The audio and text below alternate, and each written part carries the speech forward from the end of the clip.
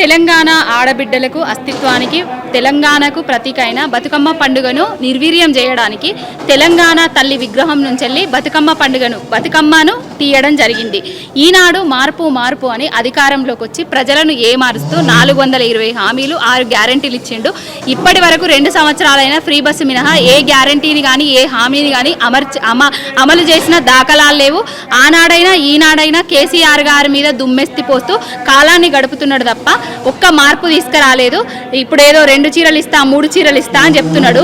ఆ 2 చీరలు 3 చీరలు మరి సోనియా గాంధీ ఇంట్లోకెళ్ళిస్తాడా, రేవంత్ రెడ్డి ఇంట్లోకెళ్ళిస్తాడా కూడా చెప్పాలి.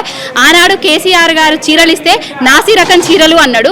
ఈనాడు రేవంత్ రెడ్డి అధికారంలోకి వచ్చిన తర్వాత ఒక బతుకమ్మ పండుగకు చీరను ఎగ్గొట్టిండు. ఈనాడు ఈ బతుకమ్మ పండుగకు 2 చీరలు ఇస్తాం, మంచి చీరలు ఇస్తాం అంటున్నారు.